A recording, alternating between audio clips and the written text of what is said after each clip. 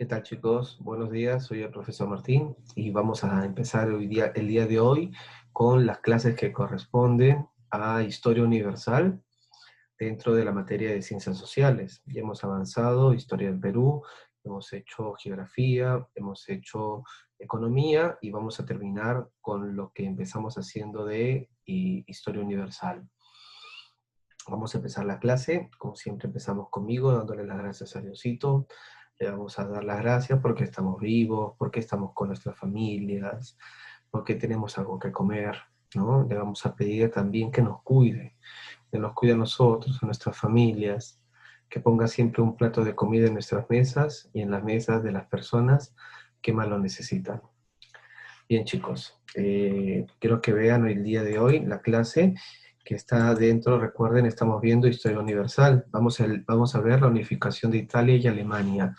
Hay un canal de YouTube que yo sigo, que es El Mapa de Sebas, es un muchacho peruano que tiene un buen canal de historia. Entonces, voy a apoyarme con ese recurso para poder hacer este video del día de hoy, porque ve cosas que nosotros ya hemos visto, entonces antecedentes o cosas que van a servir para entender estos procesos de unificación.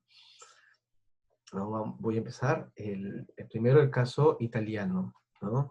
Hay nombres que tenemos que saber para entender el caso italiano, ¿no? Giuseppe Mazzini, Giuseppe Garibaldi, ¿no? Que sin ellos no se pudo haber llevado el proceso de unificación italiana, así como el de Alemania. Cada uno tiene procesos aparte, ¿no?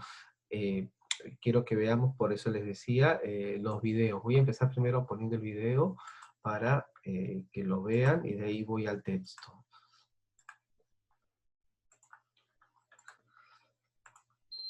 Italia es uno de los países más influyentes a través de la historia, aunque a decir verdad, la idea de Italia en sí fue creada según el brote de un nacionalismo basado en el resurgimiento del que antaño fue el gran imperio romano.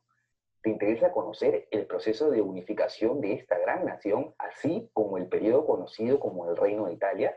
Dale, entonces quédate hasta el final del video.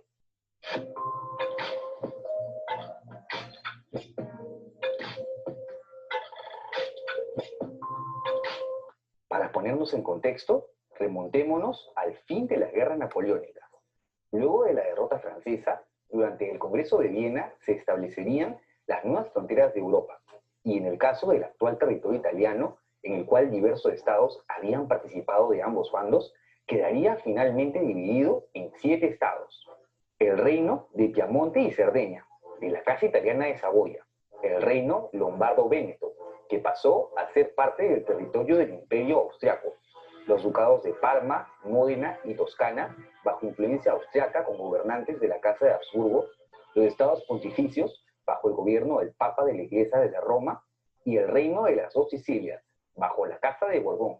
Cabe resaltar que un sentimiento de nacionalismo venía apareciendo desde el Renacimiento italiano, ideas de unificación de todos los pueblos italianos, recordando la época dorada de Roma, se veía en el arte y la literatura y se plasmarían aún más durante el transcurso del siglo XVIII.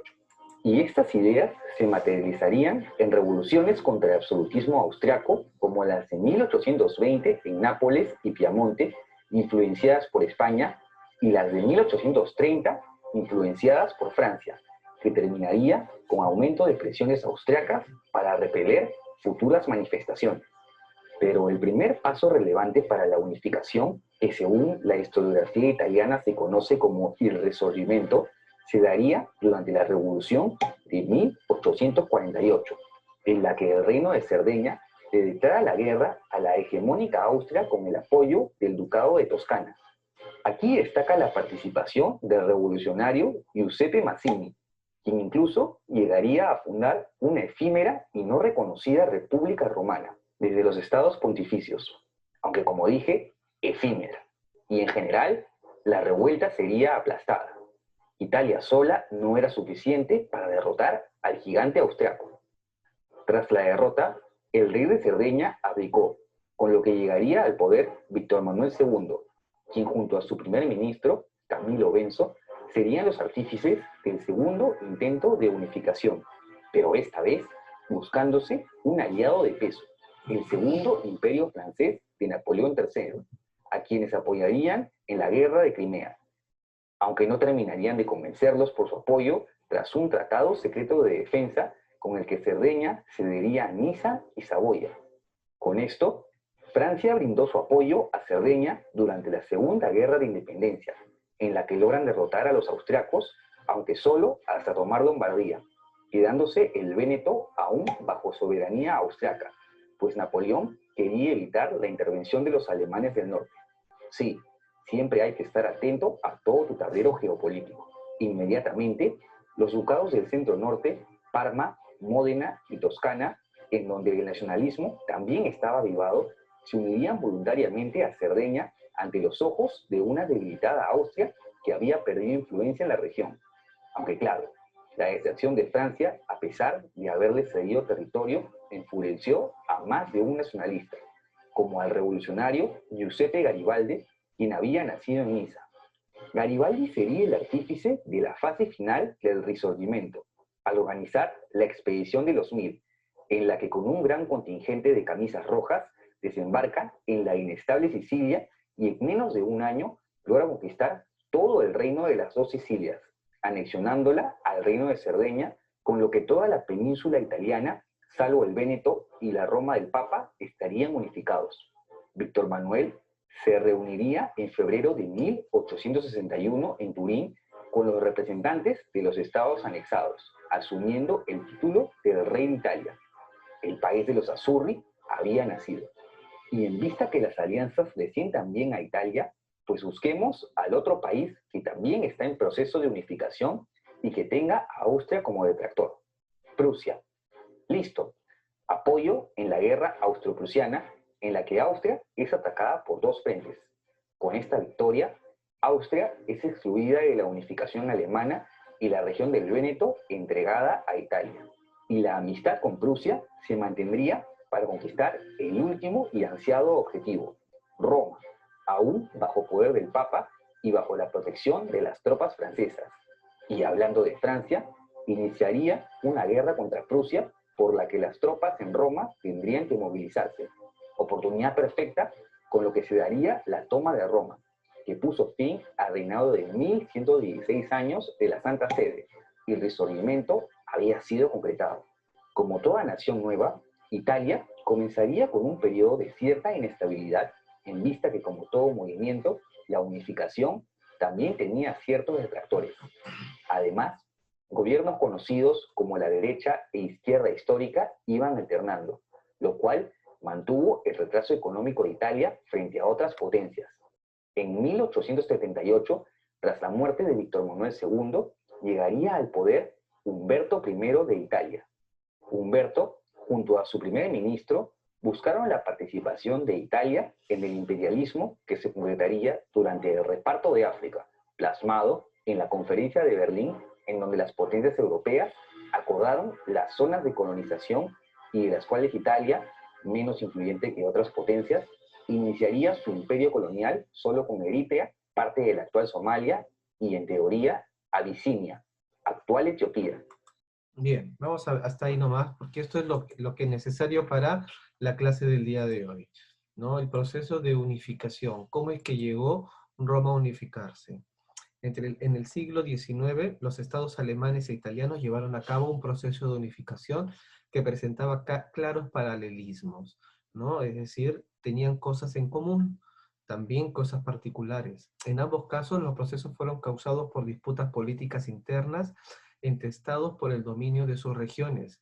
En Italia, el Piamonte, que es la zona de aquí, la zona norte, y en Alemania, Prusia, que ahora lo vamos a ver cuando lo veamos. El reino de Prusia es como el más importante de todos los reinos de Alemania, ¿no? Sí, Alemania es la consecución de Prusia, que lo hemos estado viendo el año pasado cuando veíamos la edad moderna. Fueron los estados promotores de la unificación. Además, contaron con centros políticos al frente del proceso: el ministro Cavour en Italia y el canciller Bismarck en Alemania. la unificación italiana. Sus inicios se remontan a las revoluciones liberales de 1830 y 1848. Eso lo vamos a ver, un tema aparte que le vamos a dedicar al tema de las revoluciones liberales, ¿no? Estas dos en particular.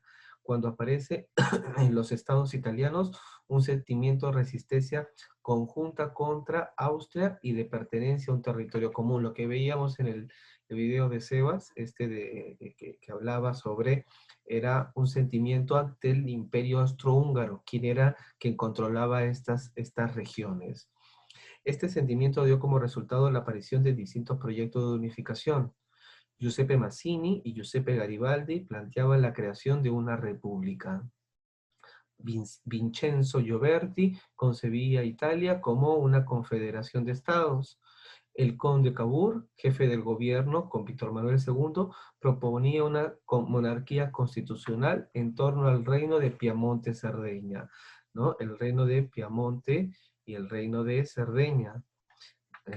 El reino de Cerdeña, Piamonte y Cerdeña, la isla de Cerdeña, ¿no? Cerdeña, Italia, Córcega, Francia. Este fue el modelo que se impuso finalmente en la Italia unificada. ¿Cuál va a ser? El de Víctor Manuel II, el de la monarquía constitucional. Entonces hubieron varios proyectos, ¿no? República, confederación de estados y monarquía constitucional.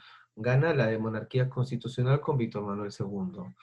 Etapas de la unificación. La unificación de Italia tuvo que enfrentarse a la oposición del Imperio Austrohúngaro, porque justamente regentaba varias de las zonas en disputa, que controlaba los estados del norte, a la del Papa, que poseía la Italia central, los estados pontificios y Roma, y a los Borbones en el trono del reino de Nápoles. Por ello se produjo sucesivas etapas, ¿no? Los Borbones, Francia, sí, los Borbones, Francia, tenía las dos Sicilias. ¿Cuáles son las dos Sicilias? La isla de Sicilia y Nápoles. Anexión de Lombardía. Esa es la primera etapa. Con la ayuda de Napoleón III, lo vimos en el video, ¿no? Napoleón III es el nieto de Napoleón Bonaparte, que fue la última clase que vimos el año pasado, ¿recuerdan? De Napoleón. El Piamonte va a derrotar a los austriacos en el año 1859 en la batalla de Magenta y Solferino. Esto permitió la incorporación de la Lombardía hasta ahí nomás, pero también la cesión de Niza y Saboya a Francia, por justamente el apoyo que Francia les estaba dando a los italianos, porque no lo hicieron solos. A continuación, Cavour convocó un plebiscito que Parma, Modena y Toscana se integraran en el Piamonte, ¿no? Parma, Modena y Toscana se iban a entregar al Piamonte. Entonces, Toscana también lo hemos visto. ¿Recuerdan el año pasado? Florencia, la ciudad de Florencia. Muchos estados importantes en esta época, ¿no? El Piamonte está Turín, Génova acá, en el Véneto está obviamente Venecia. Esa es la primera etapa, la anexión de la Lombardía. La anexión de la Lombardía hacia el Piamonte. La segunda parte, la conquista de Nápoles, ¿no? En la conquista de Nápoles en el año 1860, una expedición dirigida por Garibaldi conquistó el reino de Nápoles de las dos Sicilias y se lo cedió al Piamonte. Vemos cómo se va ampliando los estados. Y en 1861 se convocó el primer parlamento nacional italiano, con sede en Turín. ¿Dónde quedaba Turín? En el Piamonte, en Turín, que proclamó rey de Italia a Víctor Manuel II de Saboya, ¿no? Saboya, que justamente había sido entregada a los franceses, y Niza, ¿no? Que habíamos visto que era de Garibaldi. La incorporación del Véneto, la región del Véneto de Venecia, ¿no? La región del Véneto, la del Véneto, se integró en Italia tras la derrota austriaca en la guerra contra Prusia en 1866. Entonces, en 1866 van ingresando, y la ocupación de Roma, la integración de los estados pontificios se vio dificultada por la protección de Napoleón III al Papa, pero tras la derrota francesa a manos de Prusia, 1870 y 1871, las tropas italianas se hicieron con el dominio de la región y proclamaron a Roma como capital de Italia. Entonces, en este mapita se ve muy bien cómo van avanzando, ¿no? Territorio francés, el reino de Cerdeña y Piamonte, los anexos de 1859, la Lombardía, anexo de 1860, ¿no? Toda la parte de aquí, territorios arrebatados por Francia en 1860, Saboya y Niza, la anexión de 1866, la del Véneto, y la anexión de 1870, la de Roma. Entonces, este es en 1914, esta es la frontera italiana. Recuerden, estamos dentro de lo que se va a llamar el nacionalismo. Para entender la unificación italiana y la unificación alemana, tenemos que entender el proceso del nacionalismo. Las personas, los pueblos se empezaban a unir en relación a la lengua, a una cultura similar, ¿no? A una historia en particular. La unificación alemana. Ya vimos el video de la unificación de Italia. Ahora vamos a ver el video de la unificación alemana.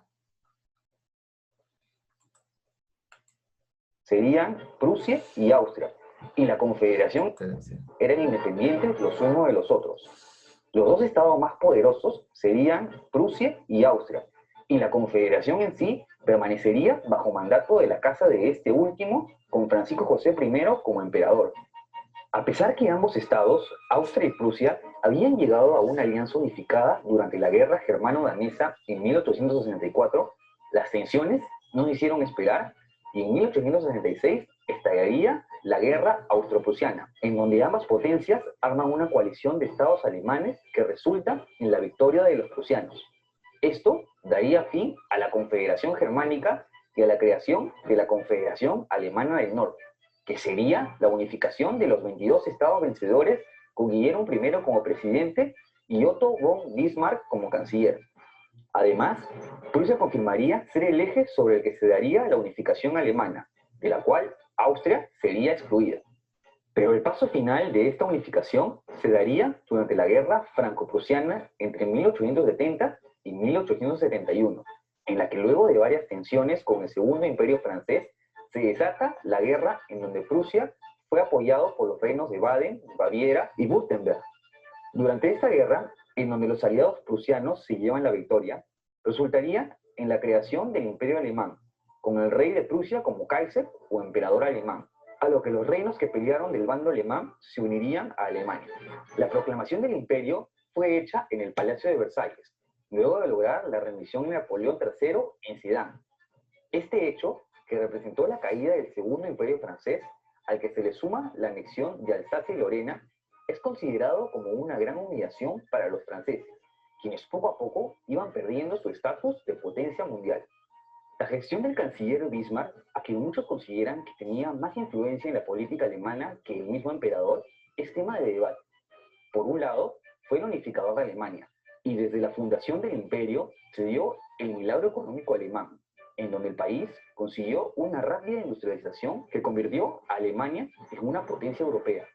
Además, le dio a los alemanes cierta democracia, ya que desde 1871 todos los hombres alemanes mayores de 25 años podían votar por los integrantes del Reichstag o Parlamento alemán.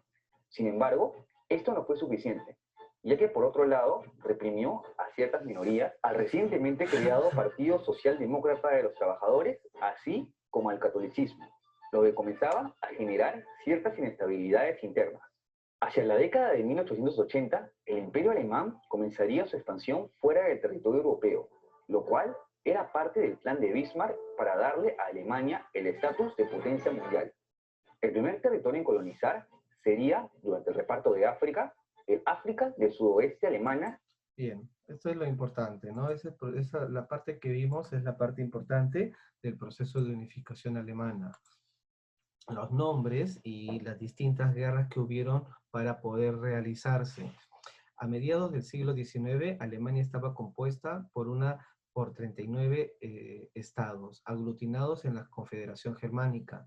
Los más importantes eran Austria y Prusia, que rivalizaban por su control, ¿no? Austria el Imperio Austrohúngaro y el Reino de Prusia. La conciencia nacional alemana estuvo basada en la lengua y cultura comunes, lo que les decía. Tenemos que entender esto. Para entender las unificaciones de estos estados tenemos que entender el proceso histórico que se estaba gestando en este preciso momento de la historia.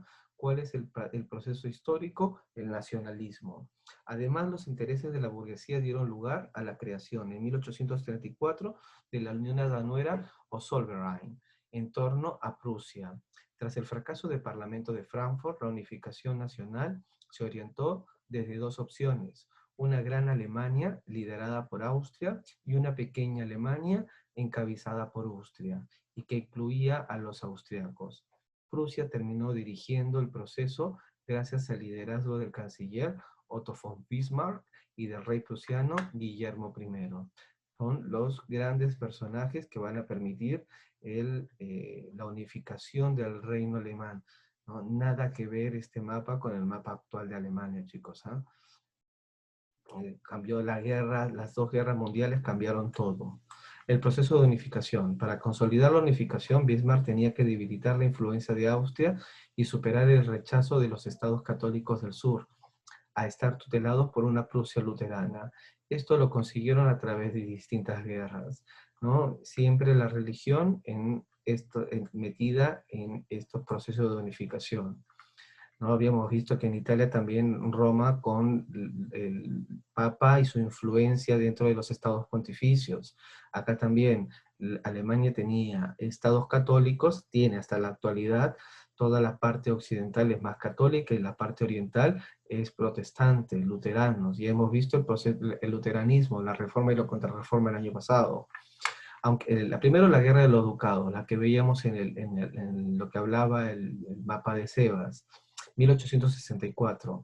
Aunque eran de población alemana, los ducados de Schleswig y Holstein estaban bajo autoridad danesa. La alianza entre Prusia y Austria derrotó a Dinamarca, ¿no? Y permitió la incorporación de Schleswig a Prusia y Holstein a la órbita austríaca. La guerra contra Austria, 1866. La victoria prusiana de Sadova significó la exclusión de Austria del proceso de unificación y permitió la fundación de la Confederación Alemana del Norte bajo el liderazgo de Prusia. Entonces, justamente esta va a ser decisiva, porque esta decía iba a tener quién iba a llevar la égida para la incorporación del resto de los estados alemanes. La guerra franco-prusiana de 1870. Tras la victoria de Sedan, se derrumbó el segundo imperio francés, ¿no? El de Napoleón III, el que acabamos de ver. Y Guillermo I fue proclamado emperador, Kaiser, del Segundo Reich alemán. Además, el Segundo Reich es el segundo imperio, Reich es imperio, ¿no? El tercero va a ser el de Hitler. Además del Tratado de Frankfurt, en 1871 cedía Alemania a Alsacia y Lorena, que va a ser esta zona de aquí, Alsacia y Lorena hacia Alemania. Es la guerra de Francia contra Prusia, lo cual va a significar uno de los motivos para que se empiece la Primera Guerra Mundial. ¿Por qué? Porque esta es la región más industrializada de Alemania en esta época.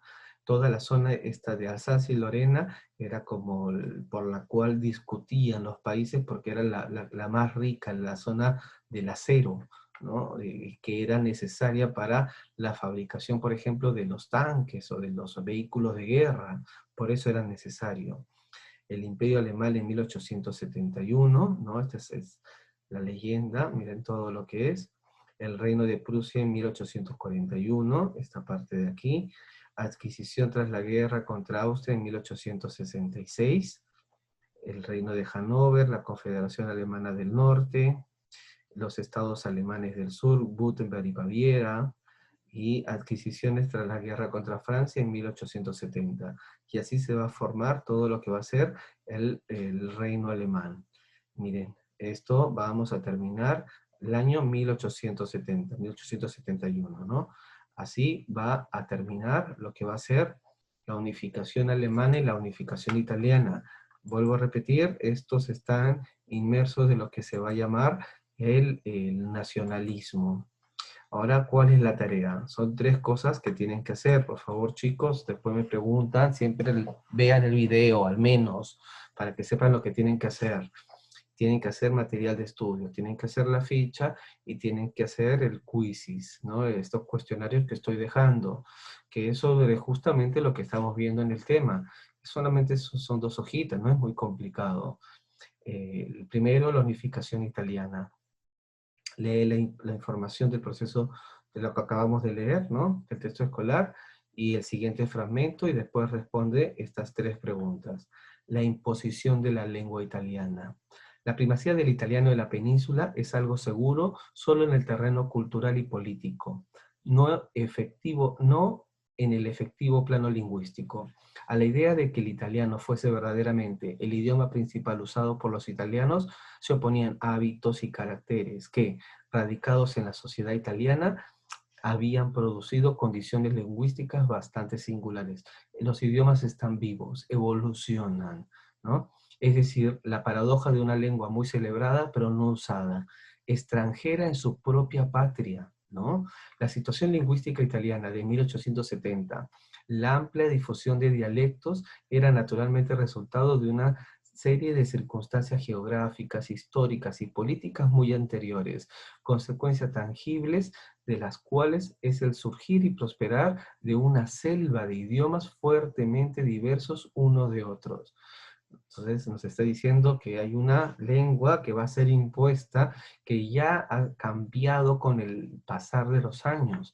El italiano se fue en las distintas zonas de Italia, se fue modificando, al igual que el castellano se va a modificar, por ejemplo, en toda América, no es el mismo castellano que se habla en toda América.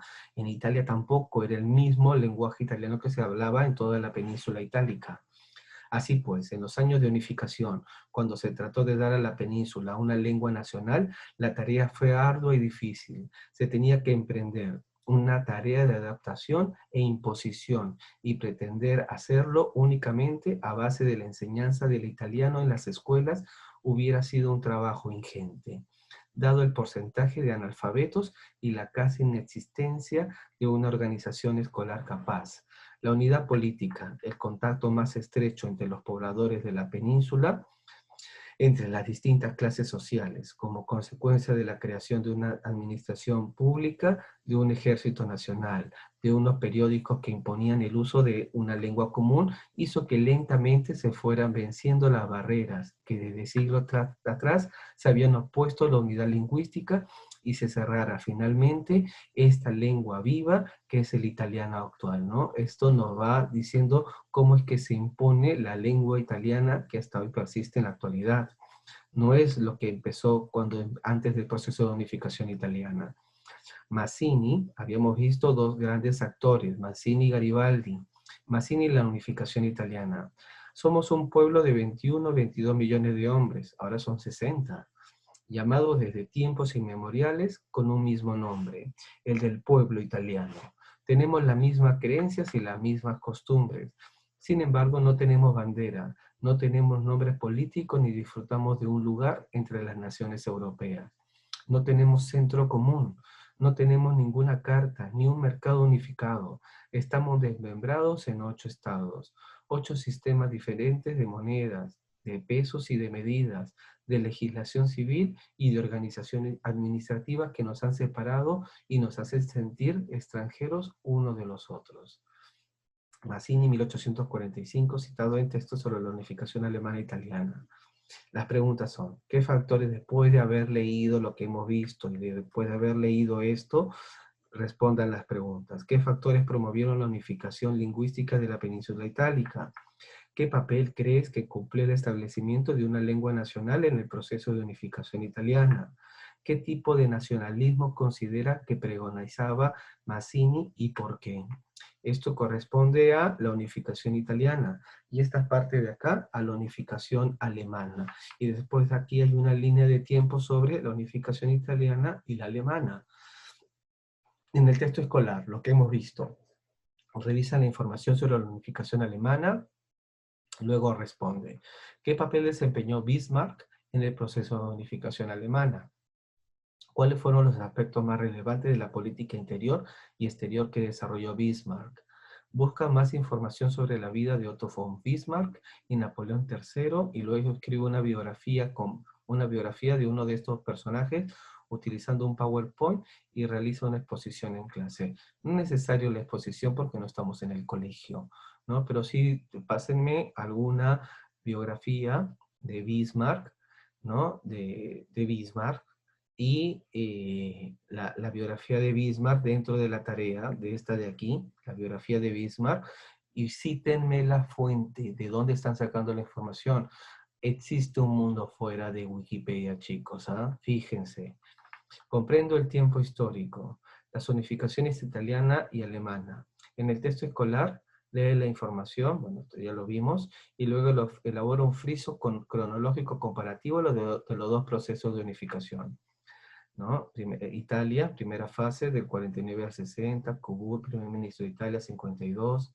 Hay varios datos acá, y también lo que hemos visto del video de Sebas, en los dos casos, el de Italia y el de Alemania, al menos entre estos dos, entre este tiempo, ¿no? Desde el 40, ¿no? Hasta el 72. Esa es toda la tarea, chicos. ¿Está bien? Bueno, eso es todo. Espero que estén bien. Y el desarrollo del quizzing, no se vayan a olvidar. Vamos a ver, quiero seguirle el control a eso. Espero que estén bien. Les mando un saludo afectuoso. Tengan un buen día. Nos vemos. Chau.